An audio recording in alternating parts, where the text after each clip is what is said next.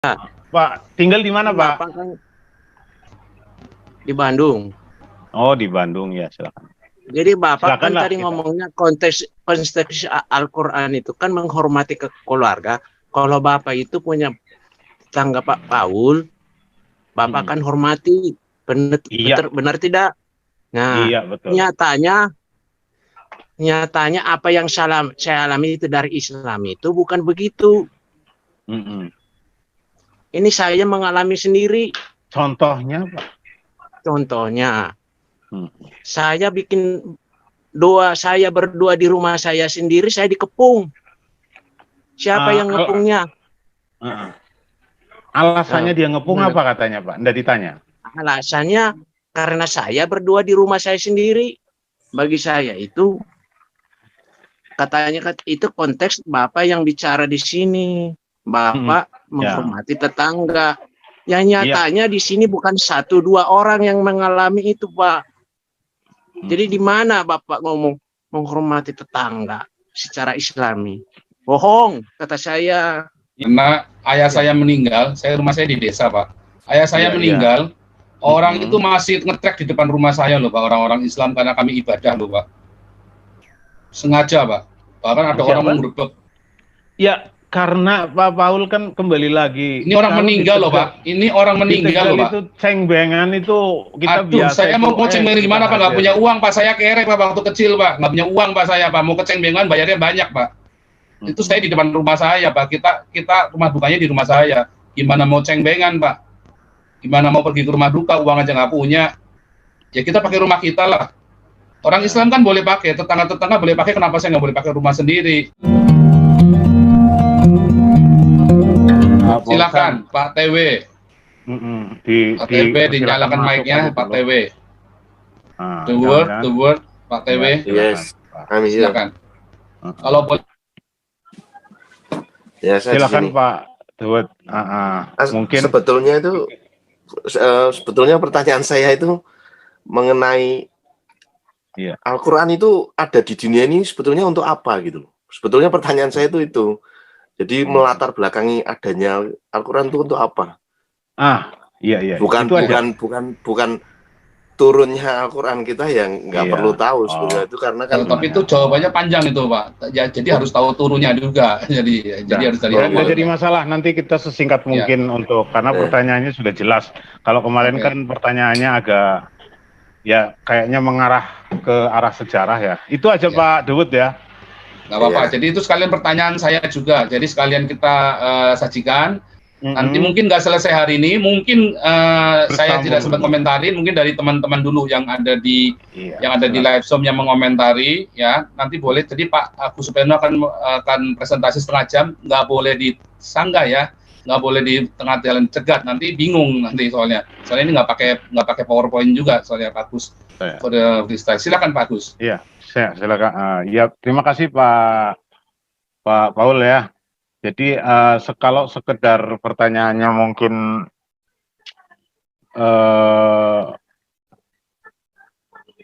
untuk apa sih Al-Quran ini sebenarnya diturunkan? Ya, kita mengacu pada sebuah ayat.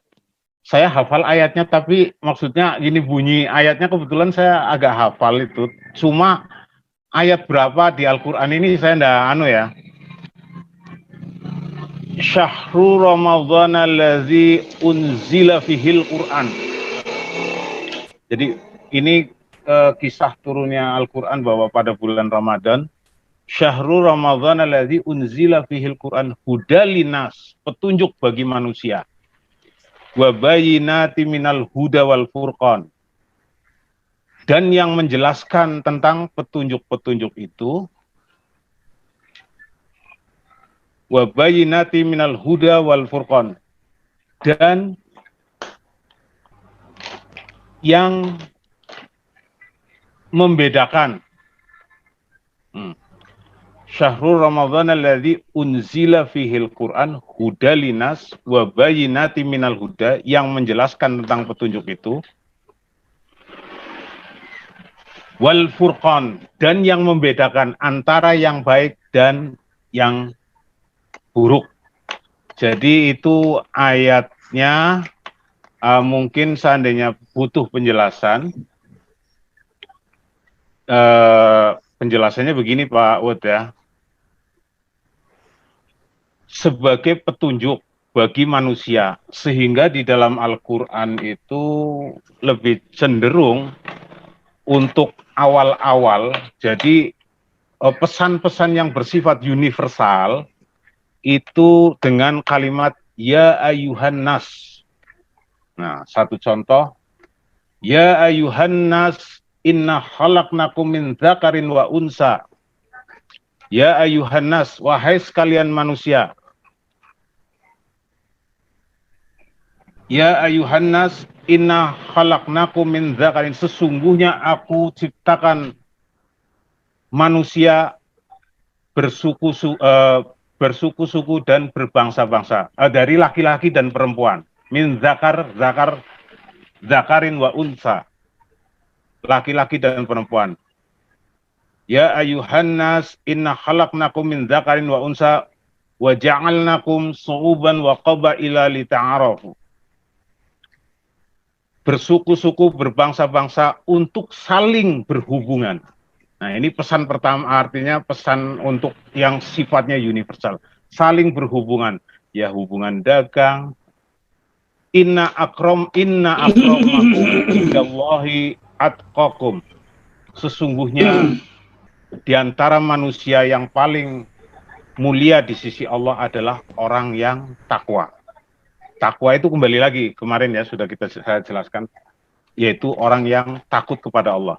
Jadi itulah yang tadi hudalinas, bagi petunjuk bagi manusia. Jadi siapa saja bisa mengambil hikmah dari Al-Quran yang bersifat universal. Nah, setelah ya ayuhan nas, kemudian ketika orang-orang itu sudah mulai beriman, atau ada yang beriman bahwa oke, saya masuk Islam misalkan, atau saya mu'alaf, atau dari diantara para sahabat ini menyatakan diri bahwa Muhammad, saya mengikuti engkau, bersahadat, kemudian itu pesan-pesan kemudian adalah cenderung pesannya bunyinya ya ayyuhalladzina amanu, hai orang-orang yang beriman. Nah, contohnya ketika seseorang sudah masuk Islam, maka diwajibkan berpuasa. Ya ayyuhalladzina amanu kutiba alaikumusiyam. Hai orang-orang yang beriman, diwajibkan atasmu berpuasa. Diwajibkan atasmu berpuasa. Ya ayyuhalladzina amanu kutiba alaikumusiyam. Jadi itu itulah fungsi atau katakan maksud dari turunnya Al-Quran kalau berdasarkan ayat-ayat ini. Nah, kalau yang latar belakanginya,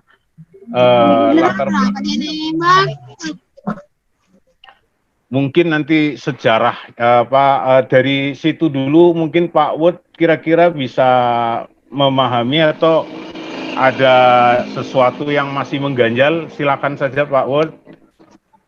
Pak TW. Ya nggak ada sih, kalau tujuannya cuma untuk baik buruk terus berdagang, itu ya beda jauh sih sama Alkitab sih. Ya, itu tadi kan sudah saya jelaskan ya, mohon maaf ya Pak Wud, rupanya hanya mengingat yang bagian pertama saja.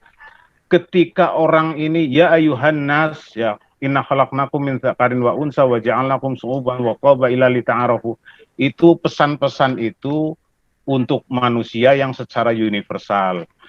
Masih banyak lagi, ya ayuhan nas su'budu rabbakum, hai manusia sembahlah Tuhanmu yang menciptakan kamu.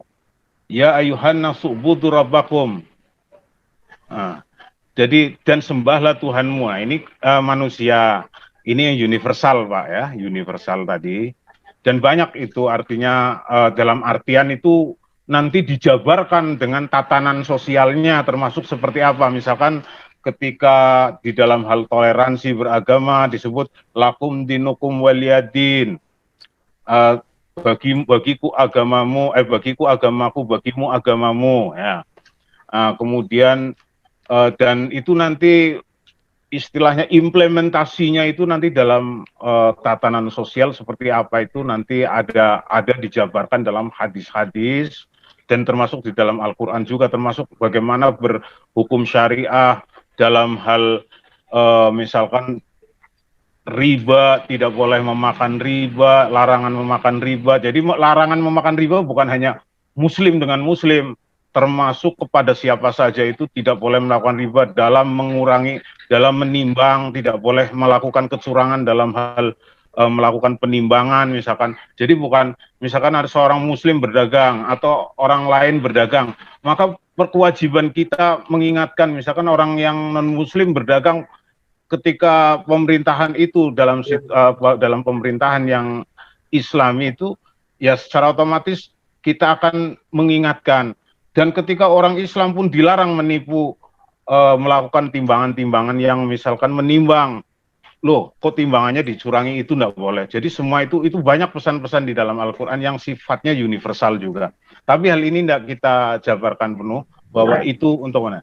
Nah, lain halnya dengan pesan-pesan yang sifatnya tadi bahwa seseorang itu sudah masuk ke dalam Islam, ada udkhulu fisilmi kafah, masuklah kamu ke dalam Islam, udkhulu fisilmi kafah, masuklah kamu dalam Islam secara keseluruhan. Artinya ketika orang sudah mendeklar bahwa mereka masuk Islam, maka upayakan untuk secara keseluruhan penuh jiwa dengan penuh jiwa raga, ya, untuk mengikuti. Ya, proses itu tetap setiap manusia itu pasti masih membutuhkan proses, dan setiap manusia, tidak ada manusia yang sempurna, pasti ada kekurangannya. Akan tetapi bahwa sesungguhnya Allah itu Maha Pengasih dan Maha Penyayang serta Maha Pengampun. Nah, jadi itu Pak Wood, itu yang saya mungkin saya jabarkan. Jadi kembali lagi Pak Wood ya tadi ya, bahwa bukan itu, tapi implementasinya itu luas sekali. Nanti ketika kita Pak Wood masuk mempelajari bagaimana, loh hukumnya berdagang seperti apa, hukumnya berkomunikasi ada. Barang siapa beriman kepada Allah dan hari akhir, hormatilah tetangga. Tetangga yang mana? Ya kalau Pak Paul Sang adalah tetangga saya, ya saya harus hormati, wajib. Nah, barang siapa beriman kepada Allah dan hari akhir, maka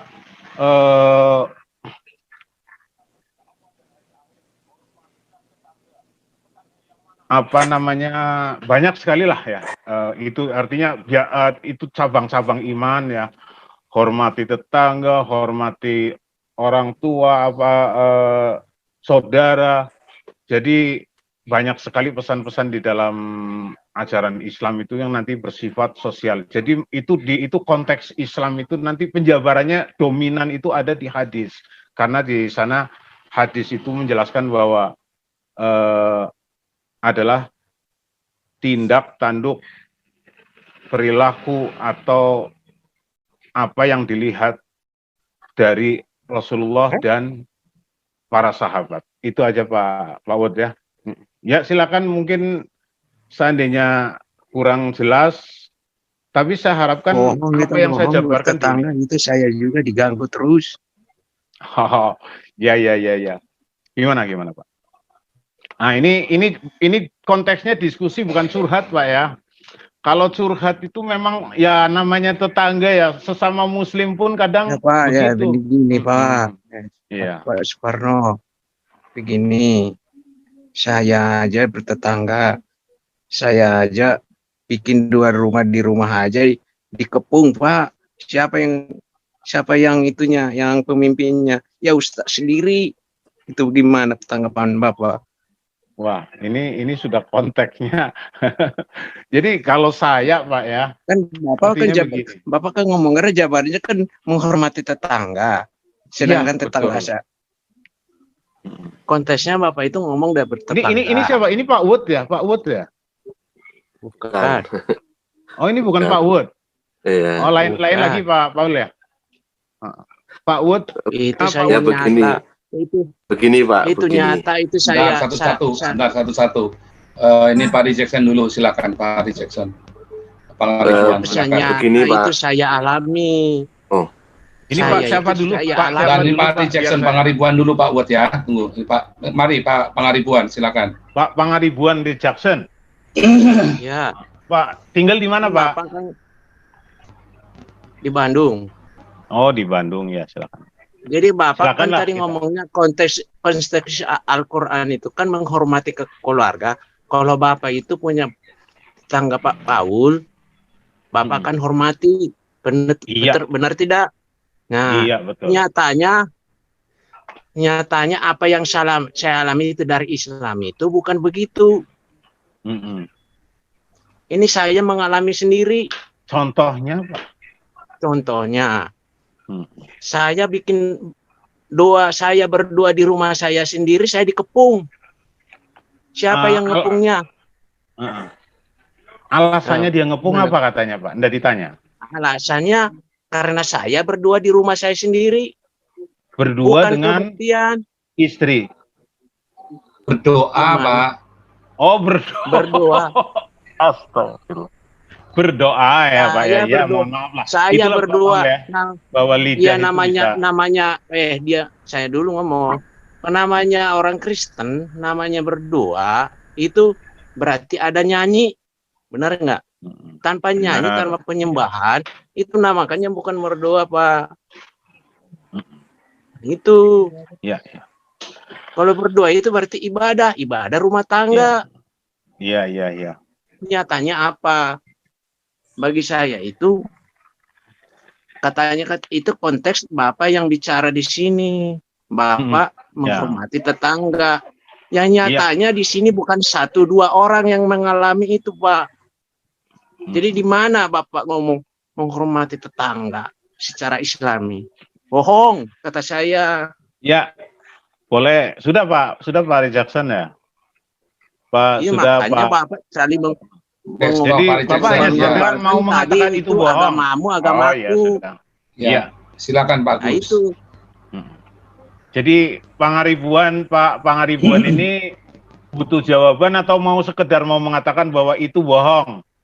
Kalau butuh jawaban ya mungkin akan saya jawab, tapi kalau hanya sekedar ngomong aja, kalau Bapak punya jawaban ya ngomong aja.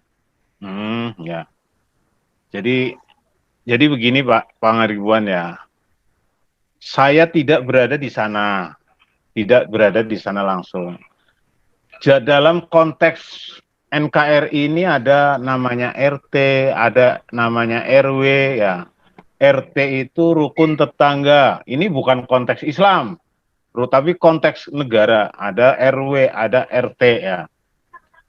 Saya itu tidak bicara Pak RT RW Pak. Kalau misalkan Pak Rijal bicara Bapak itu adalah menghormati tetangga, itu di ajaran Islam. Sedangkan saya itu dikepung mengatasnamakan Islam, bukan RT RW pemerintah Pak. Itu harus Bapak harus bisa membedakan. Berdoanya itu, mohon maaf Pak Jackson, berdoanya itu sendirian atau berdoa bersama kelompok, kemudian kan begitu namanya biasanya. Keluarga itu Pak nggak mungkin cuma saya aja Pak. Ada berapa orang, 3, 4, 5 orang. Itu namanya berdoa sendiri, bukan kalau kebaktian itu besar-besaran. Namanya di rumah berdoa, kapasitas rumah saya itu cuma 3x6. Kalau Bapak hitung itu berapa orang yang bisa di dalam. Saya pernah punya tetangga orang Batak, dari Batak ya maksud saya, dari Batak itu dia mau datangkan berapa orang, sekian orang itu kami itu tidak pernah. Ini namanya dulu di kampung saya namanya Desa Kemandungan, Tegal ya. Itu sekian orang datang itu waktu itu namanya bahkan anak beliau itu ada yang menjadi jenderal sekarang ini ya. Dan itu teman main saya dulu itu. Ya, udah aja ngomong aja Pak dari ulah jangan kemana-mana, ngomong aja dari Islam. Lah itu makanya artinya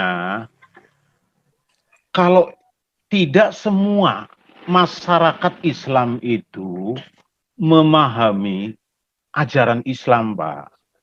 Jadi Nah, tidak itu namanya itu keledai, Pak, kalau nggak tahu. Ya, itulah makanya. Kalau artinya begini, Pak. Di sana Bapak itu ada ada RT, ada RW. Jadi mungkin di sana ada aturan-aturan ya. Aturan-aturan itu bisa misalkan untuk melakukan satu kegiatan keramaian harus minta izin sama RT. Nah, Saya coba Bapak semuanya lakukan. itu udah saya lakukan, Pak. Ya, ini saya mau saya tambahkan. Itu semuanya udah saya lakukan. Di kampung mana? Itu udah saya lakukan, RT RW itu saya udah permisi. Ternyata yang menyuruh ngepung itu adalah pemuka agama tersetempat. Dan ingat ini. Putus Pak Jackson ya. Jadi yang tadi Pak Jackson Pangribuan itu ngomong itu terjadi di mana-mana, Pak Gustono, itu nggak bisa diingkarin. Ya, kami pun mengalami itu ya. Saya pun dari masa muda saya sampai saya seumur segini selama waktu di Indonesia, ya kita selalu kendalanya yang seperti itu sama. Bedanya setelah saya dewasa saya melawan, Pak. Ya. Boleh saya bicara, Pak Paul ya? Sedikit ya? Sedikit. Jadi pada prinsipnya begini, Cuman, Pak. Bicaranya jangan formalitas, Pak. Yang real aja kita ceritanya, Pak. Iya, karena yang ini Pak bicara yang real. Jadi Bagus retoris tadi ngomongnya. Iya, boleh. Sekarang saya bicara yang real. Artinya begini, saya ini kan tidak berada di sana. Saya yang alami saya sendiri. Bahwa kehidupan di kampung saya di mana ada orang Kristen, di mana ada orang Batak. Ini ya, saya ini pernah bertetangga dengan orang Batak itu.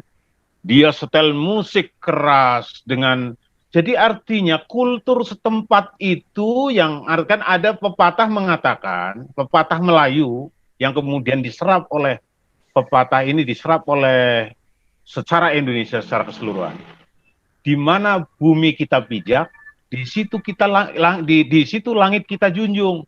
Artinya ketika itu udah saya lakukan, Pak. Nanti dulu, Pak. Ya, semua Bapak percaya, saya jaga seperti itu berkultur secara nyata. Bicaralah di mana namanya Bapak itu menjelaskan tadi bahwa Islam itu adalah seperti ada kasih menghormati orang lain secara Islam. Di mana buktinya? Sok buktikan ke saya. Itu yang saya minta dari Bapak. Juga misalkan anak ini saya nggak perlu, Pak. Kultur tetangga saya di sana. Bapak tidak bertetangga dengan saya masalahnya. Coba Bapak bertetangga dengan saya. Saya pasti saya praktekkan itu. Itu nggak benar. Saya itu saling kirim masakan. Bapak itu hanya ngomong aja. Kalau beliaunya benar. Kalau karena temannya namanya yang apa lupa saya. Benar dulu. Namanya Rosmaida. Yang menyuruh saya itu adalah Ustadz sendiri. Ya. Yang mengajak masyarakat itu Ustadz sendiri. Itulah ini Bapak kan Ustadz, Bapak kan tahu Islam, dia tahu Islam. Ya itu salah kalau memang artinya Ustadz itu Islam salah. Itu apa? Makanya dia menghukum saya. Ustadz itu salah kalau dia tidak punya alasan yang kuat untuk melakukan. Alasannya sudah saya ngomong karena dan itu tidak boleh mengepung, dia menjalankan namanya Islam yang benar. Itu alasannya. Saya langsung ngomong ke saya. Jadi jangan heran lah, Pak, artinya mungkin ada lah komunitas yang begitu juga ya. Makanya sayangnya bukan Bapak tidak orang, Pak.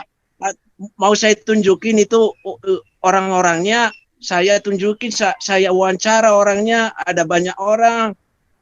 Real kehidupan. Terus Bapak rumahnya dilempari, Pak, dari atas dibubarin.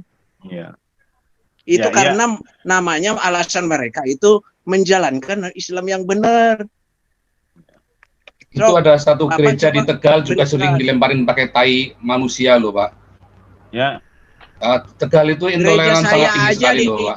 Dicoret-coret pakai tai, pagarnya ditulisan yang macam-macam. Itu kita ceritanya yang realistis, Pak. Makanya tadi saya bilang. Ya, ini artinya kan begini, Pak Paul Sang, Pak Pangaribuan. Kembali lagi. Setelah ini nanti Pak RD ya. Setelah ini nanti Pak RD. Setelah Pak Agus Supeno. Ya, oke, silakan Pak Agus. Pada prinsipnya saya ini bukan Tuhan, ya. Bahwa umat Islam itu kalau memang sudah diajarkan bahwa toleransi dalam beragama itu harus dikedepankan. Toleransi. Ya mana buktinya toleransi itu di mana, Pak? Ya itulah makanya nanti dulu secara Bapak. Islam itu secara toleransi itu apa? Mana? Definisinya apa Pak Agus? Maksudnya nampaknya definisinya Islam toleransi itu beda dengan definisinya Pancasila toleransi, Pak. Makanya tadi KBBI-nya Pak, nampaknya orang Islam nggak tahu KBBI, Pak. Ya, toleransi dalam Islam maupun dalam konteks nasional itu ya menghargai kepercayaan orang lain, tidak boleh melakukan pemaksaan dan membiarkan orang beribadah sebagaimana mestinya. Hanya saja ini kembali lagi Pak ya, hanya saja bahwa ibadah ini kadang berbeda-beda kan, sehingga untuk masyarakat di situ mungkin karena gini, mungkin Pak Paul, karena sekali lagi saya bukan berada di situ. Mungkin saja ini komunitas ini adalah komunitas namanya mayoritas ya, yang tidak pernah ada masuk warga Kristen atau kata siapa? Dengar dulu. Tetangga saya ada berapa orang yang di Pak Pangeribuan sebentar. Pak Paul, yang dialami Pak Pangeribuan itu hampir seluruh orang Kristen di wilayah tengah dan barat mengalami. Nanti biar Pak Supeno dulu. Saya tahu. Untuk dari versinya Pak Supeno kita dengarkan. Silakan Pak kita lihat. Jadi gini, di situ misalkan ada warga yang sama sekali sebelumnya tidak pernah ada orang yang berbeda agama, sehingga terjadi shock ketika melihat loh itu ada aktivitas apa. Dan ini dari zaman dulu Pak, dari zaman kerajaan-kerajaan. Satu contoh di Bali ya, di Bali ini di zaman kerajaannya misalkan ada satu orang yang masuk Islam misalkan, itu dilihat kok aneh ibadahnya, kemudian diasingkan dia. Dari ini bukan zaman sekarang loh, tapi zaman kerajaan dulu diasingkan. Ya, nggak boleh, makanya ada kelompok umat Islam di Bali itu hanya sedikit kalau nggak salah di Pegayaman ya, Pegayaman itu ada. Karena dia dalam kerajaan itu dia hanya satu-satunya orang yang menganut Islam, sehingga dia terpaksa menyingkir. Ini kamu buatkan tempat di sini, ya gitu. Karena mungkin mengundang satu merasa terganggu gitu kan. Nah kemudian ada juga yang mengasingkan diri ke Sumbawa. Di sejarah Belanda itu tertulis, itu pernah saya baca ya. Ada yang mengasingkan Sumbawa. Semua saya belum saya gali betul ya. Belum gali betul, tapi saya punya bukunya, ada buku yang dari Belanda sekitar abad 17 atau abad 9, abad awal 19 ya, abad 18 sekian itu ada. Jadi sejarah perang Bali dengan Lombok, sejarah antara Lombok, Bali, kemudian Sumbawa, bagaimana terjadinya pergolakan apa semua saya ada. Karena saya kebetulan ada di Indonesia Timur, jadi saya pelajari itu, ya sedikit-sedikit ya. Jadi itu hal-hal seperti itu ada. Ini kan hanya satu contoh saja, Pak ya. Kemudian juga kemungkinan muncul ada orang-orang yang fanatismenya terlalu berlebihan dari pihak mayoritas, bisa jadi ada gitu kan. Dan kemudian juga yang tidak menutup kemungkinan ada yang bandel juga dari ya ada, itu akan. Tetapi di sini pada prinsipnya bahwa masyarakat tatanan sosial di Indonesia itu sudah diatur sedemikian rupa. Artinya ada RT, ada RW, namanya rukun tetangga. Jadi bukan hanya bertengkar, itu kan yang dibesar-besarkan misalkan hanya masalah ibadah, ya bolehlah gitu. Artinya ini sesuatu yang pelanggaran berat ya, katakan dalam hal toleransi. Tapi ada juga rukun RT itu bertengkar antara tetangga dengan tetangga, main jambak-jambakan kata Pak Paul Sang itu, ya berantem, ada yang rebutan. Itulah. Saya stop dulu, Pak Agus ngomongnya retoris itu Pak, karena ayah saya meninggal, rumah saya di desa Pak. Ayah saya meninggal, orang itu masih ngetrek di depan rumah saya loh Pak, orang-orang Islam, karena kami ibadah loh Pak. Sengaja Pak, bahkan ada orang menggerebek. Ya, Karena Pak Paul kan kembali lagi. Ini orang meninggal loh Pak. Ini orang meninggal loh Pak. Itu ceng-bengan itu kita Aduh, biasa. saya mau ceng-bengan gimana Pak? Nggak punya uang Pak. Saya kere Pak waktu kecil Pak. Nggak punya uang Pak saya Pak. Mau ke ceng-bengan bayarnya banyak Pak. Itu saya di depan rumah saya Pak. Kita rumah dukanya di rumah saya. Gimana mau ceng-bengan Pak? Gimana mau pergi ke rumah duka, uang aja nggak punya. Ya kita pakai rumah kita lah. Orang Islam kan boleh pakai, tetangga-tetangga boleh pakai, kenapa saya nggak boleh pakai rumah sendiri? Ya. Itu hal yang sepele sekali, Pak. Di daerah mana itu, Pak Paul Sang? Di Tegal, Pak. Aduh, Bapak. Loh, Pak Paul Sang Tegal. Saya orang Tegal, Pak. Saya tambahkan, Pak Paul. Ya, jadi Pak Agus jangan jawab yang retoris begitu, Pak. Ya, jadi jangan jawab yang retoris begitu. Sedikit, Pak Paul. Ya, silakan Pak Pangaribuan. Gimana? Silakan. Ini Pak, boleh saya cerita ya? Ya. Saya itu rumah saya waktu yang saya jual. Karena saya sudah diganggu, saya nggak mau lagi tinggal di situ. Dekat saya sama masjid. Tapi yang satu yang saya mengherankan, ini. Namanya mereka belajar, anak-anak, ya. Dari anak-anak itu tiap hari saya dengar, itu ditoa. Dari anak kecil mulai namanya sudah tahu namanya nginjak tanah, udah saya dengar itu kebencian, itu kafir itu sudah ditanamkan. Saya itu dengar sendiri. Saya nggak tahu persis ya. Saya ini begini, Pak Paul. Dengerin dulu, Pak. Ya. Dengerin dulu. Iya, Pak. Supaya Pak Agus Supeno tahu, Pak. Makanya pada saat saya ada bikin ibadah di rumah tangga, itu sudah mempraktekkan ke depan. Kenapa saya ngomong begitu? Karena manusia dari kecil ditanamkan memorinya ya, itu akan keluar tersendiri setelah dia besar. Namanya cabe, ditanam cabe terus, cabe yang keluar, Pak. Namanya padi, ditanam padi, padi menghasilkan padi. Namanya orang yang sudah dari kecil didoktrin seperti itu, akan dia setelah besar itu akan keluar. Nah, itu yang saya alami. Makanya saya mau tahu, Bapak tadi bicara namanya Islam itu punya toleran. Menghormati agamamu adalah agamaku. Nah, saya mau tahu dari Bapak sendiri, kan Bapak Ustadz. Mereka juga Ustadz. Pendidikan Bapak mungkin pemahaman Bapak dengan pemahaman dia mungkin tidak jauh berbeda. Mempraktekkan itu yang saya terima. Saya kepinginnya tahu Bapak toleransi seperti apa Islam sebenarnya kenapa kok bisa saya alami, bukan saya sendiri. Kalau Bapak mau bukti, akan saya wawancara berapa orang yang saya kenal, saudara-saudara teman-teman saya yang dibikin seperti itu. Itu juga yang melakukannya bukan hanya masyarakat yang awam, tapi yang namanya ahli-ahli agama. Jadi kalau misalnya Bapak ngomong toleransi di mana? Itu yang saya pertanyakan. So, silakan jawab. Definisi toleransinya Pak Agus Supeno ini apa, Pak? Mungkin saya boleh ngomong ya sebentar ya. Oke, silakan Pak Wur. Ya. Nyambung dengan toleransi. Kalau enggak, jangan dulu biar Pak Agus Supeno. Ya, ini ya nyambung sih. Sebenarnya gini, kalau aku melihat ya di mengenai Islam ini ya. Tadi kan ngomong tujuan sendiri. Apa keberadaan Al-Quran itu sebetulnya sudah nggak bermutu, kalah jauh dengan Alkitab ya.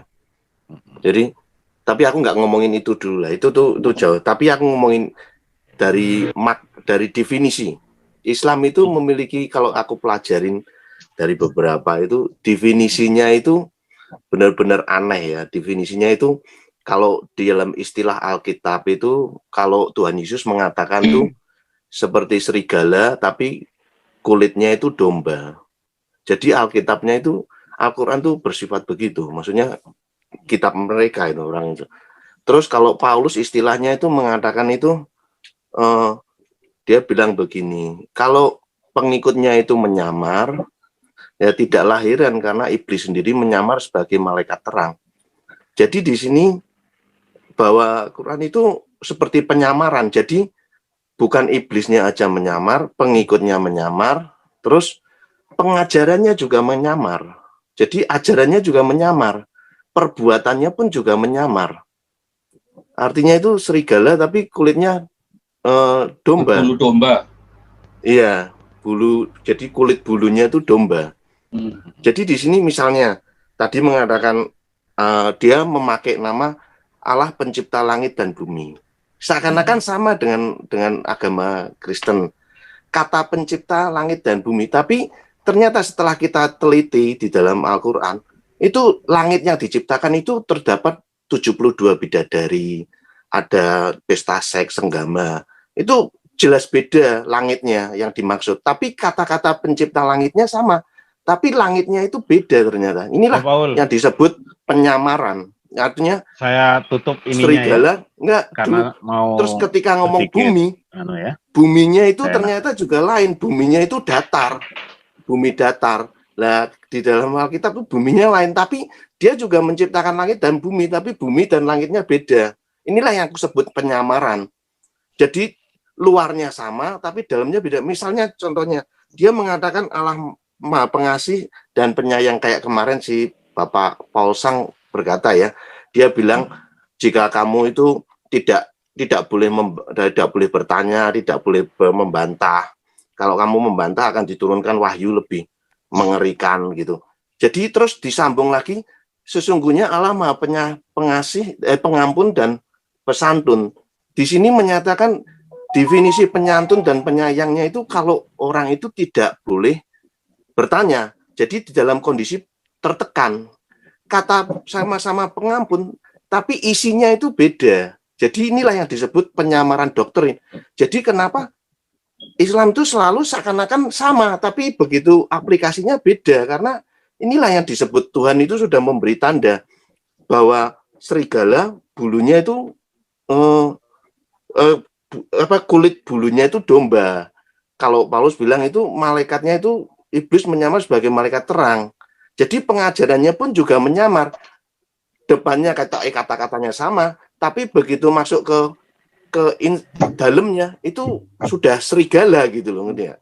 Jadi yang aku pelajarin begitu. Kata penyantun dan penyayang itu yaitu ketika umatnya itu dalam kondisi tertekan.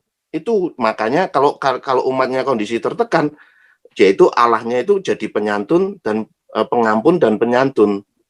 Jadi ini yang aku pelajarin. Terus kayak hukum-hukumnya. Hukum-hukumnya itu kita pelajarin. Hukum Islam itu tidak bisa diterima di dunia ini. Jadi hukum-hukumnya itu hukum karena dia bisa menghalalkan darah. Jadi kalau kita lihat di Alkitab itu kan darah itu selamanya tidak halal. Yaitu karena mengandung nyawa manusia. Jadi karena Allah itu tidak pernah berubah dari dulu sampai sekarang sampai selamanya.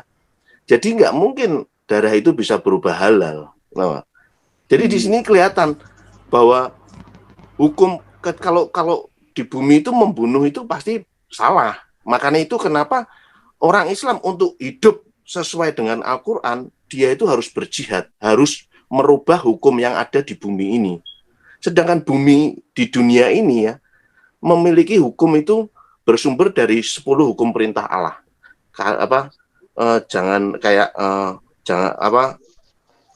Hormati hari Sabat, jangan memiliki Allah lain, terus jangan membunuh, jangan berzina, jangan berbohong, itu dari 10 perintah Allah inilah terus menjadi banyak hukum di seluruh dunia. Jadi berdasarkan nanti dari 10 perintah Allah menjadi dasar Pancasila, kalau di Amerika menjadi constitution, di negara mana menjadi apa, terus jadi undang-undang dari dasarnya. Tapi di dalam Islam itu tidak, makanya dia hukumnya itu bertentangan dengan 10 perintah Allah. Karena itu mereka untuk hidup sungguh-sungguh menjadi Islam yang sejati sesuai Al-Quran, dia itu harus merubah undang-undang atau hukum yang ada di mana dia ada. Karena itu selalu berlawanan. Jadi ini pandangan saya. Jadi mereka itu kata-katanya itu yang bisa menipu, tapi sesungguhnya berbeda gitu loh. Nah, jadi ketika dia ngomong Maha Pengampun, padahal menekan. Definisinya itu yang di kulitnya jadi sama. Termasuk tadi toleransi pun nampaknya definisinya beda ya. kulitnya aja yang sama, kulitnya. Jadi tapi dalamnya itu berbeda. Itulah yang disebut penyamaran doktrin, penyamaran pengajaran. Kalau di Paulus bilang iblis saja menyamar menjadi malaikat terang, tidak heran kalau pengikutnya juga menyamar. Tuhan sendiri bilang serigala tapi kulitnya itu bulu domba. Ya ini pengajarannya juga gitu, kulitnya itu maha pencipta langit dan bumi, tapi buminya datar, di langitnya itu penuh dengan pesta seks, gitu loh. Tahu nggak? Terus kata penghampunnya itu, kata waktu mengampuni itu artinya menekan umatnya gitu loh, ngerti nggak? Ya terus tujuan sendiri Al-Quran itu begitu meaningless, tau nggak? Kalau di Alkitab kan Alkitab itu diturunkan untuk membicarakan diri Allah dan umat ciptaannya. Nah, tapi di sini nih dia mengatakan kalau nggak tahu nih Al-Quran itu kok ngurusi ada dagang lah, ada tau nggak? Padahal kita tahu kalau di dalam agama di dalam Alkitab itu kayak gini-gini kehidupan antar manusia itu sudah diatur dalam 10 perintah hukum Allah. Dari 10 perintah hukum ini Allah ini lahirlah namanya hukum sipil dan hukum liturgi, yaitu penyembahan. Jadi hukum sipil itu antar sesama manusia, dan satu lagi hukum liturgi itu hukum antara manusia dan Tuhan, yaitu hukum dan 10 perintah Allah inilah dibagi dua, yaitu hukum sipil dan hukumnya. Dari sinilah bersumber seluruh hukum yang ada di seluruh dunia. Jadi sebetulnya itu Kristen itu, hukum Kristen itu walaupun kita tidak melawan, tidak sesungguhnya Kristen itu sudah menguasai dunia melalui hukumnya, yaitu 10 perintah Allah ini telah menguasai seluruh lapisan baik pemerintahan, masyarakat, keluarga. Dengan 10 inilah kita itu hidup dan bergerak. Jadi yang aku tangkap ya begitu mengenai Al-Quran ya. Oke, jadi, Pak Gus Peno, silakan Pak Gus Peno menanggapi. Nanti Pak RD, silakan Pak RD. Kalau ada Pak Gus Peno mau menanggapi. Ya, jadi kalau menurut saya apa yang dijelaskan oleh Pak Dawud tadi ya, Pak Dawud. Narasumber enak pakai video, Pak. Keren, Pak. Ya. Oh. Enak pakai video tuh, Pak. Masalahnya ini ada asap gitu loh, Pak. Oh iya, ya enggak apa-apa. Santai saja. Ini asapnya. Enggak apa-apa lah, enggak apa-apa. Jadi begini.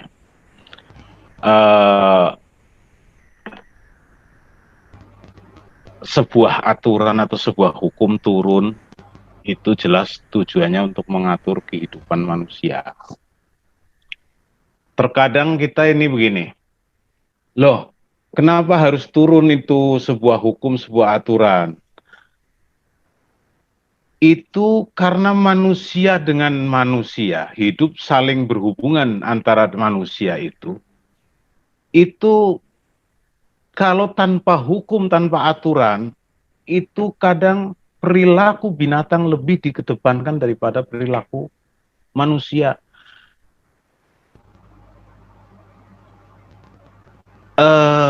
Bahwa dalam Al-Quran disebutkan manusia itu adalah makhluk yang sempurna. Yang membedakan antara manusia dengan binatang hanyalah akal saja, Bapak. Akal. Sehingga manusia itu diharapkan mengoptimalkan, menggunakan akalnya. Dengan turunnya hukum Allah ini, apakah kemudian manusia itu akan menjadi baik semua? Tidak. Tidak. Kenapa? Sehingga hukum itu harus dipelihara. Seperti yang kemarin saya di surat Al-Baqarah 4 dan 45 ya, Pak. Jadi ini ulama-ulama Yahudi atau katakan rabi-rabi Yahudi maupun dari Kristen sendiri itu untuk memelihara hukum-hukum itu. Jangan hukum-hukum itu yang sudah ditetapkan oleh Tuhan ini diabaikan, karena nanti manusia sedangkan tidak diabaikan, Pak Ndet tiap hari berkhotbah di Hagios ini bagaimana mengutuk perilaku-perilaku para menurut Pandet, tapi saya tidak mau seputar bagaimana menurut Pandet itu bahwa ini loh ada gereja yang begini, ini loh ada gereja yang begini. Itu sudah jelas bahwa aturan sebenarnya sudah ada. Pandet itu mengatakan ini kitabnya mengatakan begini, yang tertulis begini, tapi kenapa kalian lakukan? Ya, sekarang kembali lagi, bagaimana seandainya perilaku-perilaku buruk itu ada di pemuka-pemuka agama itu sendiri yang seharusnya dia memelihara hukum-hukum itu. Jadi kalau Pak Dawud berarti kemarin jarang mengikuti bagaimana Pak Paul itu mengatakan hedonis. Ini Pak Agus itu salah paham, Pak. Sebentar saya potong, Pak. Itu konteksnya beda. Pendeta-pendeta ini tidak merugikan jemaat loh, Pak. Tidak merugikan orang Islam, tidak merugikan orang lain loh, Pak. Beda dengan ustadz-ustadznya Islam, mereka itu merugikan kami loh, Pak. Mereka melanggar hak-hak asasi kami. Kalau pendeta-pendeta itu saya kritik karena mereka hidup seharusnya sebagai hamba Tuhan, tapi mereka hidup sebagai seorang selebritis, dan itu tidak ada yang dirugikan. Ya, kalau jemaat, kalau itu pakai uang kolekte jemaat, salahnya jemaatnya sendiri mau ngasih dia kolekte. Jadi bukan salah pendetanya, tetapi di dalam firman Tuhan pendeta ini salah secara firman Tuhan. Walaupun tidak ada satu orang pun yang dirugikan. Beda dengan ustadz-ustadz Islam. Nah, itu kita semua dirugikan, Pak. Masuk ketika keluarga kami tokonya dibakar, ya. Ketika kami nggak boleh ibadah, ketika terus orang-orang kami dipenjarakan, alasannya selalu ada. Namanya alasan itu kayak Bapak kalau dicegat polisi tengah jalan, kalau di Indonesia dicegat sama polisi, mau benar pun pasti nanti ketemu salahnya, nggak mungkin nggak ketemu salahnya. Makanya ada beberapa orang berani nantang gelut sama polisi, Pak. Nah itu sama seperti itu, Pak. Jadi kalau ditanya Pak Pangaribuan itu pasti salah, oh ya pasti ada salahnya, entah nanti kekerasan lah, entah inilah, entah pasti nanti cari, tapi salahnya selalu ada. Tapi intinya, apakah kita pernah membubarkan orang Islam beribadah? Bahkan di Eropa pun kita nggak pernah, Pak. Kita mayoritas Kristen, tapi nggak pernah, Pak. Orang-orang ada sholat di taman kota aja, kami di taman kota orang sholat, ini orang bubalnya minta ampun, sholat di tengah kota kita nggak bubarin. Setelah dia sholat, dinasihatin, nggak boleh lain kali. Karena tempatnya sholat itu ada tempatnya. Kita nggak boleh, karena di taman kota itu tempat kita rame-rame. Nanti ada bola nyelonong ke dia, ngomongnya penistaan lagi. Nah, kita ngomongin begitu, Pak. Bagaimana seandainya orang itu masih melanggar, Pandet? Kalau itu taman kota sudah jelas, Pak, nggak boleh buat ibadah, Pak. Bukan, maksud saya seandainya orang ini besok datang dan sholat di situ lagi. Nggak boleh, Pak. Langsung diangkut, Pak. Iya, semua bilang langsung diangkut, kan? Iya, itulah hukum. Jadi hukumnya di Indonesia mana, Pak, nggak boleh ibadah? Ya, jadi begini, nggak ada. Yang jadi salah. Adanya jadi, orang Islam bikin hukum sendiri. Itu bukan hukumnya negara Indonesia. Ibadah di rumah itu boleh, Pak. Di Indonesia itu ibadah di rumah boleh. Nah, yang nggak boleh itu ustadz Islamnya, nggak boleh. Jadi hukum. Kalau ngomong kami nyanyi terganggu. Makanya saya di belakang rumah saya ada langgar gede banget. Saya tiap pagi jam 4 pagi digerebekin pakai langgar. Persis di jendela kamar saya itu. Di desa mana? Ya nggak usah nanya lah. Katanya di Tegal saya, itu, kalau Tegal itu saya hafal. Aduh, Pak, di Tegal itu terkenal intoleran, Pak. Enggak, maksud saya gini, Tegalnya Pandet itu di mana gitu? Karena di kampung saya itu dulu sangat Pak, Kemandungan juga sama, Pak. Saya kan tahu Kemandungan, Pak. Aduh, itu paling intoleran juga, Pak. Itu karena tadi yang orang Batak itu anaknya jenderal, makanya nggak berani. Oh, salah Anda. Teman salah gimana? Saya kan tahu Tegal, Pak. Mau taruhan ketokan leher saya, Pak. Kalau nggak salah, kalau saya salah, teman Pak. Saya sekarang itu jenderal gitu loh. Dan makanya nggak berani, orang nggak berani ganggu. Karena kalau dia bisa jadi jenderal, nggak mungkin nggak punya keluarga militer lagi, Pak. Enggak, belum tentu. Aduh, Bapak ini nggak mungkin, nggak ada jenderal nggak punya keluarga militer, nggak ada, Pak. Di Indonesia itu 1 dari 1 juta, Pak.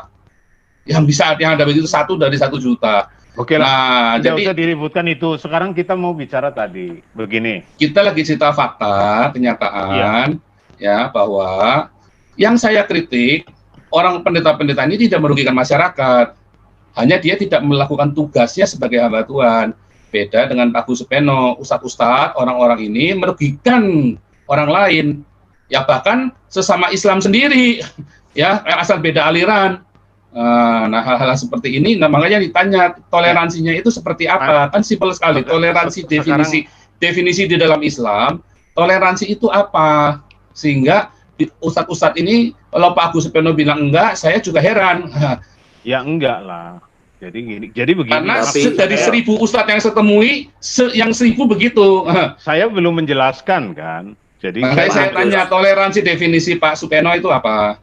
Ya makanya ini Agus, mau saya jelaskan, tapi Pak kan Agus, dipotong sama Pandet.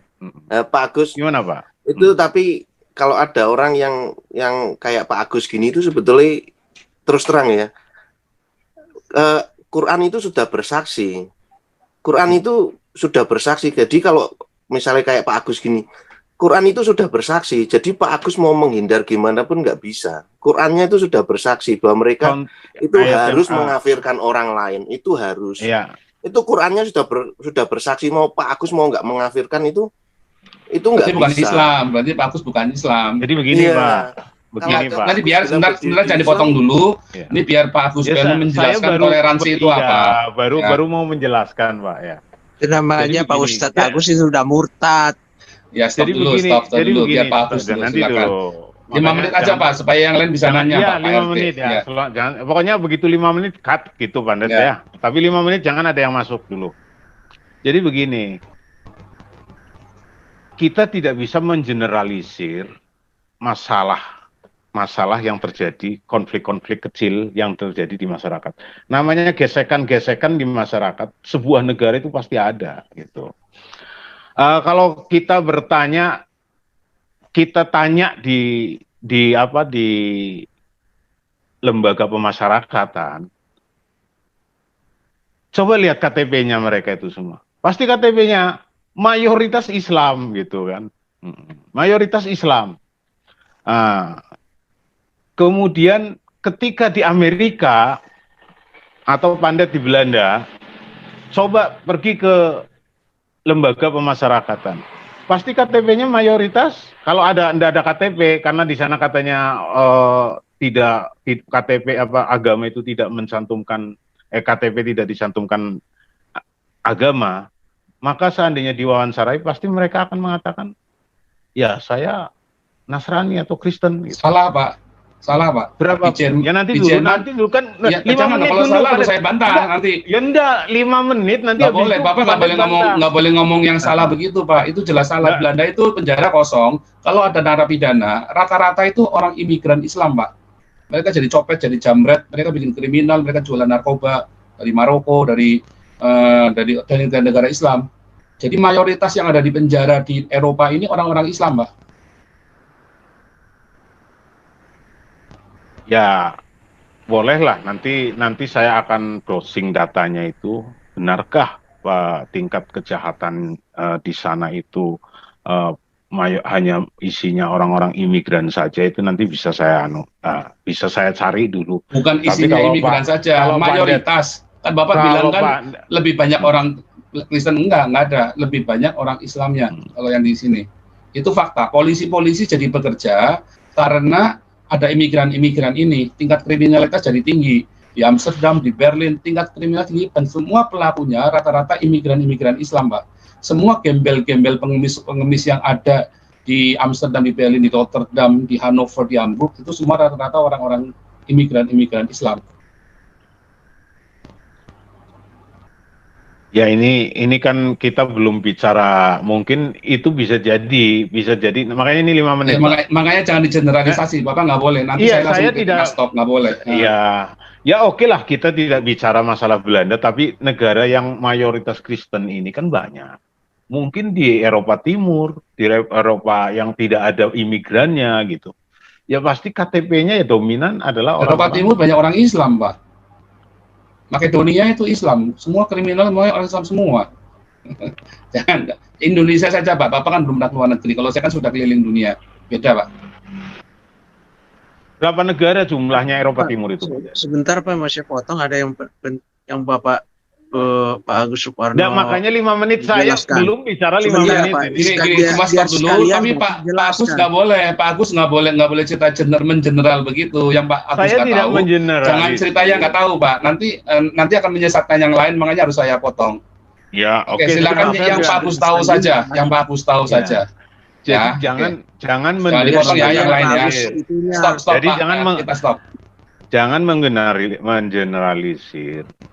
Artinya katakan di Indonesia saja, misalkan di Manado, ya Manado yang boleh dibilang, atau NTT yang mayoritas Kristen, penjara ya pasti isinya kebanyakan adalah dominan orang Kristen mayoritas. Atau di mana di Medan kan masih 50-50 ya, misalkan di mana lah, Papua misalkan ya, Papua ya mayoritas orang-orang Kristen. Jadi kompleksitas dalam masyarakat itu ya jelas di mana jumlah mereka besar. Ini kita tidak mengatakan 100% teori ini, Pak ya. Tapi teori ini boleh dibilang kebenarannya itu bisa sekitar 80% lah. Kalau dalil kemutlakan itu memang tidak ada. Di mana mayoritas itu ada, masih masalah sosial itu adanya pada kelompok mayoritas, ya.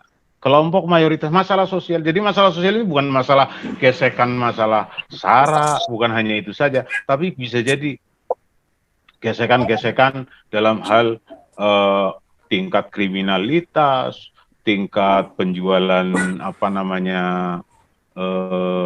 narkoba, pengkonsumsi narkoba atau segala macam gitu. Nah, jadi Pak TW ini, Pak TW melihatnya masyarakat itu sebagai sebuah standar untuk mengukur kebenaran sebuah ajaran. Padahal ajaran-ajaran itu tidak berisi yang sedemikian yang digambarkan oleh Pak TW maupun oleh Pak Pangaribuan gitu. Ya. Jadi sama halnya dikatakan, kan sering ada satu jauh melenceng Pak, Bapak itu ngomong udah ngawur. Ada istilah Islam KTP. Islam KTP. Misalkan ada orang di kampung saya dulu, eranya saya masih kecil juga banyak ada pemabuk yang teriak-teriak di jalan atau apa segala macam. Kadang mereka pada berantem apa segala macam. Naudzubillah min dzalik ya. Itu orang Islam ber-KTP Islam, dan dia kami semua itu sangat muak dan sangat membencinya gitu dengan perilaku seperti itu. Karena memang itu posisi mayoritas ya begitu. Ya. Jadi itu hanya yang saya pahami. Kemudian ini belum 5 menit Pendeta ya. Tadi karena dipotong. Kemudian saya ini sudah lama merantau dari lulus SMA.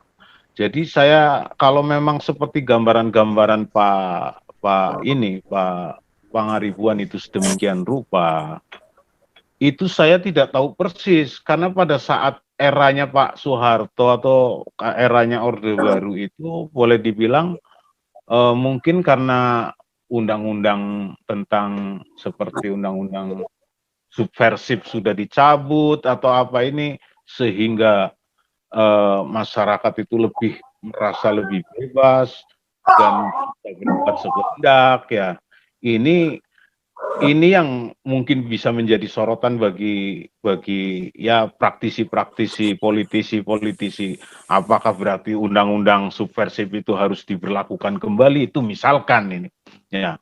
Nah, kalau memang situasinya sudah begitu, ini sudah tidak terkendali lagi chaos. Tetapi kalau saya lihat kehidupan ekonomi, kuncinya kan gini, bahwa maaf ya. Nanti betul mungkin Pak Paul akan mengatakan, oh begini, di pajak-pajak, oke lah itu yang di belakang itu. Tapi pada prinsipnya bahwa roda perekonomian berputar, seperti di Jawa itu dominan juga masih mereka adalah dikuasai oleh ya boleh dikatakan etnis Tionghoa gitu ya, etnis Tionghoa, dan kemudian perusahaan-perusahaan dari jajaran-jajaran tingginya karena memang pemiliknya, dan mereka itu damai-damai saja. Mungkin ada, tapi jangan bicara yang berada di belakang ini Pak ya. Artinya kalau memang mungkin nanti merasa itu ya silakan saja diungkapkan saja ke, kalau misalnya ada pemerasan ada apa sekarang. Itu tindak pidana korupsi juga sekarang banyak yang tertangkap tangan ya, terjadi kong kali kong atau terjadi suap dalam proyek atau apa segala macam, itu kan faktanya terjadi itu bisa ditangkap ya. Dan itu memang butuh waktu. Indonesia ini ya baru 70 tahun merdeka, itu butuh waktu untuk berbenah diri, untuk terus menerus mengarah ke kebaikan. Dan kemudian juga saya yakin kalau ini kan yang sifatnya kasuistik, artinya accident. Kalau accident itu bisa jadi padahal rambu-rambu lalu lintas ini sudah dipasang sedemikian rupa. Yang kalau mau belok itu pasang ratingnya, pasang wasernya, nyalakan wasernya, sudah dikasih rambu kecepatan sekian, 60 km per jam, tidak boleh lebih dari itu pada saat. Tapi kecelakaan juga masih terjadi gitu kan. Dan semakin padat satu wilayah jalan raya ini, semakin padat dia itu akan juga terjadi kecelakaan ya. Jadi kita tidak bisa mengukur dari situ. Mungkin kalau Indonesia sudah menjadi Suriah, tapi itu tidak kita harapkan ya. Mungkin itu baru bisa bahasa yang tadi bahwa negara kita ini sudah hancur total. Nah, mungkin bisa terjadi. Tapi jadi jangan kasus-kasus yang bersifat sporadik itu kemudian digeneralisasi bahwa apa yang terjadi itu adalah Indonesia gitu, Indonesia. Jadi tidak bisa kita menggunakan pars pro toto ya.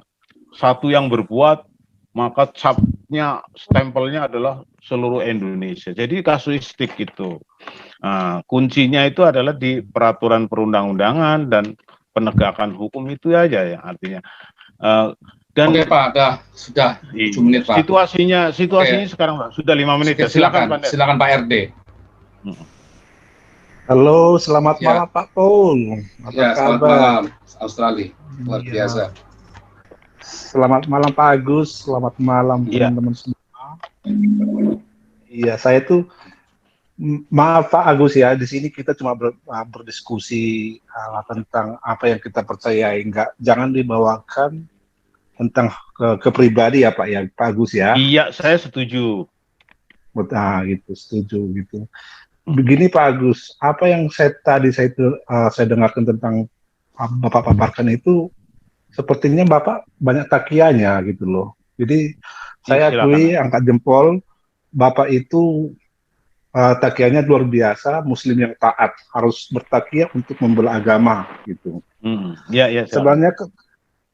Sebenarnya Pak Paul itu sebenarnya bisa dengan gampangnya itu, kalau di Eropa itu sebenarnya banyak banyak namanya Islam, geng-geng Islam itu yang memperkosa anak-anak remaja ada.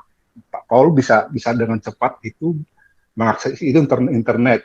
Mereka Muslim di sana juga minoritas. Terus yang berikutnya, Pak Paul itu juga bisa mencari di internet itu 2 tahun yang lalu itu ada ibu-ibu dibunuh seorang Muslim, satu dibunuh, satu kena luka-luka karena cuma mereka itu duduk-duduk di kafe. Itu mereka itu minoritas. Terus yang kedua, 2 tahun yang lalu juga, dia baru keluar dari masjid, ada laki-laki yang lain kasih senjata ke pemuda Islam yang lain, Pak Mr. Chen, seorang polisi, dengan jarak dekat itu 5 cm dari kepalanya ditembak dari belakang, karena dia itu nggak suka dengan polisi, dia juga Islam gitu loh. Jadi Bapak itu jangan berkata itu karena mayoritas melakukan hal-hal yang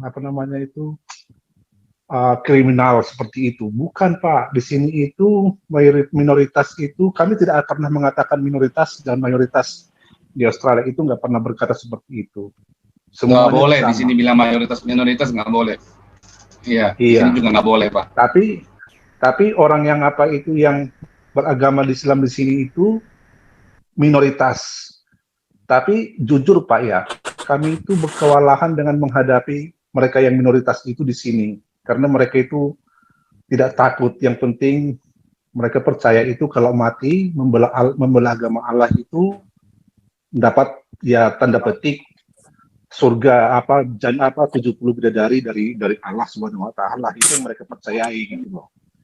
Terus itu cuma opini saya ke Pak Agus. Nah, pertanyaan saya tadi Pak Agus, Bapak bilang tadi bahwa dibilang itu masuklah kamu ke ajaran Islam. Saya itu mau bertanya Pak, ada apa dengan agama saya sehingga ada apa dengan agama Yahudi sehingga agama Islam datang 600 tahun kemudian harus masuk ke agama Islam?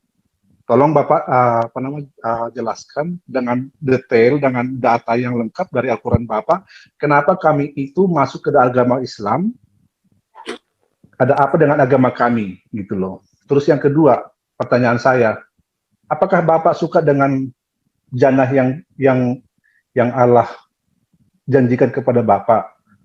Cuma itu aja pertanyaan saya, Pak. Tolong dijawab, Pak. Makasih. Jadi Pak RD ya? Pak RD berharap, Pak. Ini kalau masalah tingkat kriminalitas, ya mungkin boleh dibilang seperti Australia yang dengan kemampuan ekonomi yang mapan, mungkin Belanda, Jerman, kan. Tapi ini kebetulan saya buka sebuah berita ini, Pak. Berita ini mungkin Takia juga ya, saya tidak tahu persis. Ini beritanya 15 negara kota paling tidak aman di Eropa. Ini berita ini dimuat oleh Oke Finance. Ya, 15 kota. Kawasan Eropa selama ini selalu dipersepsikan sebagai wilayah aman yang jauh dari hal berbau kriminalitas. Namun survei dari Mercer, salah satu perusahaan konsultan human resource terbesar di dunia ini, membalikkan anggapan tersebut. Dalam surveinya bertajuk Indeks Mutu Hidup Kota-Kota di Dunia terhadap 450 kota. Mercer menemukan setidaknya ada 15 kota di benua biru yang tergolong tidak aman baik untuk tempat tinggal dan bekerja. Ini satu contoh ini, Pak. Kembali lagi bahwa itu kasuistik itu begini. Australia kan punya hukum, Pak ya. Betul enggak? Punya hukum enggak?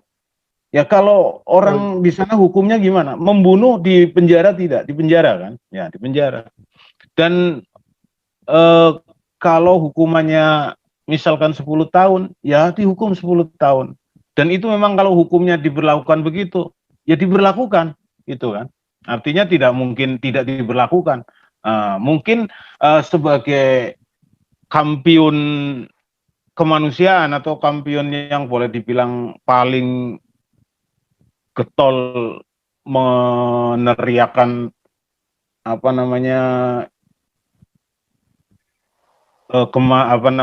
isu-isu kemanusiaan, ya, hak asasi manusia gitu kan, ya dia akan malu apabila melakukan diskriminasi, ya kan, diskriminasi artinya wah ini kalau imigran melakukan pembunuhan tenggelamkan di laut misalkan, tapi kalau rakyatnya sendiri atau orang yang rambut pirang kulit putih ya cukuplah 5 tahun, nggak bisa kan. Nah, jadi mereka itu nah sekarang kasus yang terbaru saja itu bagaimana diskriminasi terhadap kulit hitam di Amerika yang kemarin menimbulkan demo yang besar-besaran, itu kita harus membuka mata dalam hal ini. Jadi jangan hanya makanya jangan kita melihat ya itulah sebenarnya saya senang sekali dengan bahasa Yesus itu dalam menyindir orang-orang yang hanya bisa menyalahkan saja, karena memang perilaku Yahudi dulu itu begitu. Makanya Yesus mengatakan selumbar kalau Yesus sampai mengatakan begitu artinya perilaku itu ada gitu. Selumbar di mata saudaramu kelihatan, tetapi balok di matamu tidak kelihatan. Sampai Yesus mengatakan perumpamaan itu, kalau di Indonesia kan itu gajah di pelupuk mata tidak kelihatan, semut di seberang lautan kelihatan. Maaf Pak Agus, saya potong sebentar Pak Agus. Nanti dulu. Saya jelaskan bertele-tele ngomong gitu loh. Jadi yang saya tanya tadi itu karena ya, Bapak mengatakan Bapak kan 5 menit lebih, gitu, saya hanya baru sekitar 1-2 menit ini Pak. Ya. Jadi saya jelaskan dulu. Jadi jangan melihat sesuatu itu dengan kacamata kuda, itu pada prinsipnya itu aja gitu. Jadi kemarin terjadi apa namanya di Amerika ya, sehingga bagaimana terjadi demo besar-besaran dan sampai mengguncang sampai dolar pun anjlok, gitu terjadi, itu sudah dihantam isu apa namanya corona, kemudian dihantam lagi, dan sehingga kalau diamati pergerakan mata uang, bagaimana dolar itu mengalami penurunan, kalah dengan pound sterling, kalau itu misalkan ini kebetulan saya sedikit kadang ngamati itu gitu loh Pak ya. Ya. Jadi kita harus melihat secara menyeluruh, holistik gitu dalam melihat sesuatu permasalahan Pak. Tidak bisa dengan hanya kasus per kasus, kemudian kita generalisir, itu tidak bisa. Jadi itu kalau makanya Indonesia ini walaupun bagaimanapun juga masih tergolong aman. Ya kalau memang terjadi kasus diskriminasi atau terjadi kasus kejahatan itu ada hukum yang mengatur. Sebagaimana Australia juga ada hukum gitu. Itu pada prinsipnya ya enjoy aja lah. Yang penting kita tidak melakukan kesalahan, tidak melakukan melanggar satu aturan yang sudah disepakati, ya hidup tenang-tenang saja perasaan. Mungkin bapak-bapak ini kan semua ada yang tinggal Pak RT di Australia, tinggal Pak Tiar ini penyimak paling. Ya sudah cukup Pak, sebentar ya. Gitu. Tadi semua yang Pak Supeno ngomong itu hanya asumsinya Pak Supeno saja. Dari semua 15 negara yang tidak aman di Eropa ini, semua nggak aman karena ada gejolak pengungsi Pak. Nah, hanya bedanya orang Eropa tidak melakukan generalisasi. Dari sekian kasus penembakan dan kriminalitas di jalan yang ada di Belanda dan di Jerman, ya rata-rata itu mayoritas dilakukan oleh imigran. Tetapi itulah hebatnya pemerintah dan rakyat Eropa. Mereka tidak berkata bahwa semua imigran adalah kriminal. Karena 10 imigran yang berbuat, 100 imigran yang berbuat, bahkan 1000 imigran yang berbuat tidak mewakili 11 juta imigran yang lain yang ada di sini, Pak. Nah, beda dengan di Indonesia. 15 kota yang paling tidak aman di Eropa tetap lebih aman 100 kali lipat daripada di Indonesia. Percaya saya, Pak. Saya kan pernah tinggal di Indonesia 40 tahun, Pak. Jadi saya tahu rasanya tinggal di Indonesia. Di sini saya jalan-jalan naik sepeda, saya berkemah ya di tempat liar begitu ya, di tempat nggak ada yang ganggu saya, nggak ada yang berani. CCTV ada di mana-mana di sini. Nah di Indonesia begitu saya nih sipit nih berkemah nih, wah langsung Pak, nggak karu-karuan. Preman datang, apa datang segala macam. Indonesia nggak aman Pak. Ya Indonesia itu paling tidak aman. Hanya karena kita sudah terbiasa dengan ketidakamanan itu, maka seakan-akan aman. Tapi kalau Anda pergi ke sini, serasa surga Pak. Sungguh serasa surga. Inilah surga yang bisa Anda nikmati selagi Anda hidup. Eropa ini seperti surga. Indah. Tidak ada satu pontong atau tidak ada satu sampah plastik pun di pinggir jalan. Nggak ada. Nggak ada. Di sungai nggak ada. Di laut nggak ada. Semua berani buang sampah, denda. Berani buang, ya. Jadi nggak main-main kalau di sini. Karena semua, jadi tanpa harus dimarahin pun mereka semua buang sampah aja mereka nggak berani. Di sini orang tidak takut Tuhan, Pak, tapi takut sama hukum. Ya, itulah bedanya. Nah, Tuhan itu adalah urusan pribadi. Tapi mereka nggak teriak-teriak, takut Tuhan, nggak ada. Allahu Akbar, haleluya, haleluya, pinggir jalan buat nakut-nakutin orang. Nggak ada, tapi mereka semua takut sama hukum. Semua takut sama hukum. Ya, hanya orang-orang Islam yang tidak takut hukum, tapi orang Islam liberal di sini semua takut hukum. Beberapa orang Islam yang lain, dia menghalalkan, memperkosa, segala macam tadi karena ajaran Nabi mereka. Ya, di Jerman kemarin terjadi pemerkosaan, karena katanya, kalau di negara kami ini legal, boleh. Nah, katanya begitu. Nanti bisa cek sendiri ya, pemerkosaan oleh anak remaja, katanya boleh, karena itu di ajaran Islam boleh katanya, karena kafir. Ya, itulah sebabnya sekarang ada banyak bergerak isu di Jerman, para wanita mulai bawa pistol. Pistol itu ilegal di sini, tapi karena mereka takut Pak, mereka bawa pistol akhirnya. Dan itu sangat berbahaya sekali. Ketika orang-orang Jerman sudah mulai begitu, berarti nanti akan terjadi gejolak sosial. Dan itu semua disebabkan oleh tanah imigran, dan karena tanah imigran ini itu pun orang Jerman masih nggak berani ngomong secara umum karena di sini mereka dari kecil di sekolah sudah diajarin kalau ada 1.000 orang, 700 orang yang berbuat jahat, bukan berarti yang 300 itu ikut jahat. Nah, itulah beda dengan di Indonesia, ya.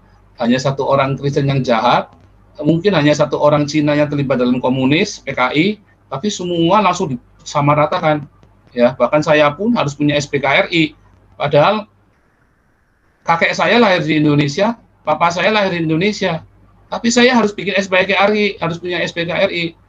Ya, luar biasa sekali Indonesia ini, istimewa. Nah, dan saya mendapat itu tadi kemarin sudah saya ceritakan, saya harus beli semuanya di Indonesia, bahkan beli polisi, beli hukum, beli administrasi, ini semua harus kita beli di Indonesia buat orang-orang keturunan Tionghoa. Kecuali kalau Anda mau jadi Islam, oh malah diistimewakan. Ya, kemarin ada siapa itu talk show-nya Tionghoa Indonesia, kalau Anda jadi Tionghoa diistimewakan sampai dia merasa malu sendiri jadi Islam karena dia begitu diistimewakan. Kenapa? Kalau Tionghoa jadi Islam diistimewakan. Nah, itu yang luar biasa sekali. Jadi lucu, memang ini agama membuat kita jadi bodoh. Padahal Mualaf Center itu sama dengan mafia Cina Indonesia. Hati-hati Bapak dengan Mualaf Center Indonesia. Ya, Anda hati-hati dengan Mualaf Center Indonesia itu. Itu mafia Cina Indonesia. Ya, jadi Anda harus hati-hati. Nah, kemudian tadi yang saya mau kritisi dari Pak Supeno tadi bahwa ada statement terjadi diskriminasi di Eropa. Nggak ada, Pak. Di sini orang yang bule semua dihukum sama dengan yang kulit, yang punya warna kulit, yang rambutnya hitam, yang dari Indonesia, yang dari Asia, yang dari Arab, hukumnya sama. Sekalipun Bapak bukan warga negara pun, di sini Bapak mendapat hukum yang sama, kecuali di dalam hak-haknya nggak ada. Hak-haknya itu artinya nggak bisa berpolitik, nggak bisa membentuk satu komunitas, nah itu nggak boleh. Tetapi dalam hukumannya pun sama. Hukum yang dikenakan pun bukan berarti kalau Bapak ilegal di sini, terus Bapak membunuh orang dihukum 20 tahun, sementara kalau yang warga sini, kalau orang bule, membunuh orang cuma dihukum 5 tahun. Nah itu nggak ada, Pak. Di sini itu nggak ada. Nah itu semua hanya hoak dari orang Islam yang ada di Indonesia, yang bertebaran di Indonesia. Karena kalian terbiasa hidup dengan hoaks. Nah itu semua Bapak harus benar, Pak. Nah saya sudah keliling dunia, Pak. Makanya kalau di Amerika terjadi bagaimana? Saya nggak berani komentar apa yang terjadi di Amerika. Tetapi itu tidak seperti yang Anda lihat. Saya sangat yakin tidak seperti yang Anda lihat. Karena kita harus lihat dengan objektif. Ya, mengapa bisa terjadi demikian? Pasti ada sesuatunya. Ya, apalagi sekarang kebangkitan kulit hitam di Amerika. Ada sesuatu yang salah di sana. Ada sesuatu yang terpendam, yang kebencian yang lama terpendam. Sehingga terjadi ledakan-ledakan seperti itu. Semua polisi bekerja dengan. Kalau di Indonesia, ya berapa banyak Pak maling yang digebukin sampai mati, Pak. Teman saya ada maling digebukin sampai mati, Pak. Bilangnya apa? Melarikan diri. Nah, ya, saya punya kasus suatu ketika ada satu keluarga kita, ya ada bikin masalah sama kita, tapi terus kita ampuni, terus dia bikin masalah lagi sama orang, terus orang ini ditembak kakinya, Pak. Nah, akhirnya matinya dia karena busuk, Pak. Matinya dia bukan karena di penjara, tapi karena busuk matinya dia. Nah, dilakukan oleh polisi, Pak. Jadi kalau di Indonesia itu nggak apa-apa, kalau di Amerika itu masalah besar, itu berarti mereka lebih beradab, Pak. Kalau di Indonesia nggak ada masalah.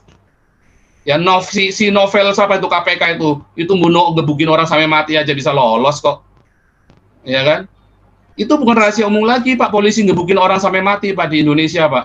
Bukan rahasia lagi. Di depan mata saya pernah juga lihat, Pak. Ya kan? Waktu di Bali itu, Pak. Tapi waktu di Bali ya. Itu di Bali, Pak. Digebukin, Pak. Kain-kain itu, Pak. Kayak anjing digebukin tuh, Pak. Hai, kami gitu. Saya nungguin sampai miris. Cuman saya tahu ini memang maling jahat gitu. Saya dikasih tahu ini memang maling. Nah, teman-teman saya juga bilang ini memang. Nah, itu memang caranya berbeda. Kalau di Amerika, itu polisi bisa langsung masuk penjara, Pak. Nggak boleh, Pak. Nah, jadi Bapak nggak bisa seperti itu. Bapak nggak bisa cerita yang Bapak nggak tahu. Makanya saya bilang, jangan Pak, jangan cerita yang nggak tahu. Kita ceritanya, Bapak kan di Indonesia, ceritanya Indonesia saja yang realistis. Yang di Amerika saya pun nggak berani komentar lebih jauh, Pak. Karena ada sesuatu di sana. Ada sesuatu yang kita nggak ngerti. Nah, Kemudian, Bapak masih belum bisa menjawab masalah toleransi, definisi di dalam Islam tentang toleransi. Kalau di dalam Kristen sudah jelas, Pak, tentang toleransi, Pak. Sudah jelas. Karena orang Kristen tidak boleh menutup ibadahnya orang lain, orang Kristen tidak boleh berurusan dengan ibadahnya orang lain. Nggak ada urusannya. Kita hanya boleh eksklusif, tetap tanpa harus mengganggu orang lain. Itu ajaran di dalam kekristenan. Tidak ada satu ayat pun, ya, di dalam perjanjian baru, ya, di dalam perjanjian yang baru, untuk kita agresif menyerang agama lain secara tadi ya, secara baik untuk kita nutup ibadahnya orang lain atau kita menganggap mereka kafir pun nggak boleh. Yang Pak Agus Peno ngomong salah kemarin. Yesus itu suruh mengajarkan apa yang diajarkan kepada murid-muridnya kepada orang-orang yang baru dibaptis, Pak. Jadi termasuk kepada orang-orang non-Yahudi, Pak. Jadi termasuk kita nggak boleh mengkafir-kafirkan orang lain. Makanya saya nggak pernah menyesat-nyesatkan orang lain, saya nggak pernah mengkafir-kafirkan orang lain. Ya, jadi Bapak harus objektif juga dalam hal itu. Bapak harus mengerti bagaimana suatu ajaran itu oknumnya atau ajarannya. Kalau di Islam memang ajarannya Bapak harus menyingkirkan yang kafir, harus menyingkirkan. Bahkan orang Yahudi dan orang Nasrani pun harus disingkirkan dari Medina. Di Kristen nggak boleh. Loh, itu perang salib terjadi. Nah, itu oknumnya. Tidak pernah ada di Alkitab diajari seperti itu. Dan saat itu gereja tidak boleh baca Alkitab. Umat tidak boleh baca Alkitab. Sejak tahun 480 sampai tahun 1000, hampir 1000 tahun orang Kristen tidak boleh baca Alkitab. Tetapi ada nggak orang Kristen baca Alkitab? Ada, banyak. Ya seperti kaum Montanis, ya seperti orang-orang pinggiran, mereka yang menentang gereja yang mainstream. Ya, sampai hari ini pun saya pun termasuk orang-orang yang menentang gereja yang mainstream. Gitu ya, Pak. Oke, karena ini sudah jam 4, saya harus mengajar, kita harus sudah selesai.